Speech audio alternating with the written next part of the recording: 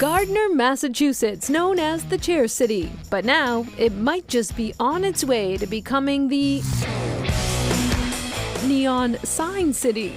Welcome to a place where craftsmanship and creativity shine bright.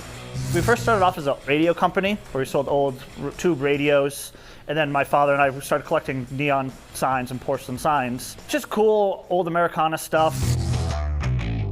Max Gutmans and his father Steve began to light things up decades ago as a hobby. My parents liked antiquing, so we'd always stop and they'd buy the smaller signs because our minivan would only fit those. But when he couldn't find the signs he wanted, he made them, and the requests started rolling in.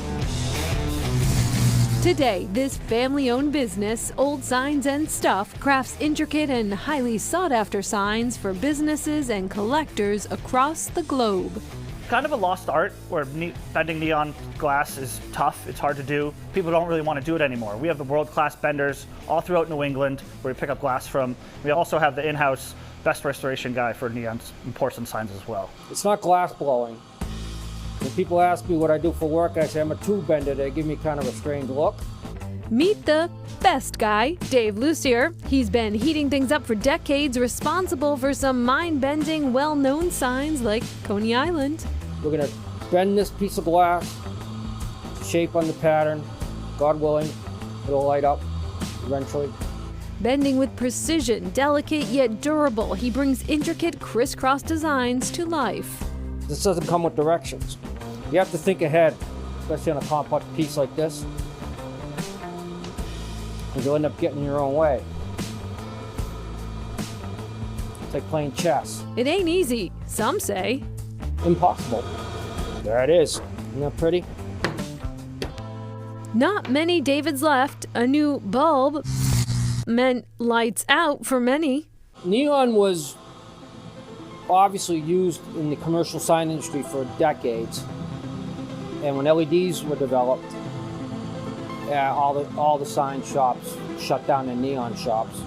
But collectors still wanted some neon in their nights, and today the colorscape has expanded. He saw a Lifesaver pack. He's like, let's make that into a neon sign. That's our first prototype. We've sold over 25 of them across the country. It really pops. Yeah, it's very different. And this sign itself has 6 different colors throughout the whole entire sign. Each sign is unique, from simple designs to complex animated pieces. No wonder there's a wait list for their creations. So this goes on behind the scenes. Yes. How does it work? These 2 little blue dials here are speed it up and slow it down. From behind-the-scenes craftsmanship to the show-stopping finished product, every piece is carefully sourced and expertly made right here in New England. Who are your customers? Car guys. Car guys, we sell to a lot of museums throughout the country. We've actually sold a sign in every state in the country. We send out containers every few months or so, and we fill them up and we go to our buyers. And we're able to build it and manufacture it here right in Gardner, Massachusetts, which is pretty awesome. But how to ship it? Carefully. Have a lot of passion, are very good at what they do, and luckily I'm halfway decent at building crates.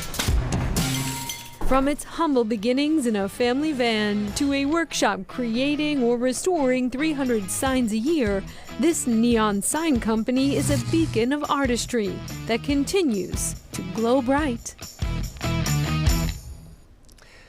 And as you heard Nicole say, Old Signs and Stuff sells both old signs and new signs made using old sign methods. They source most of their glass from vendors throughout New England and manage to produce about 250 large neons per year.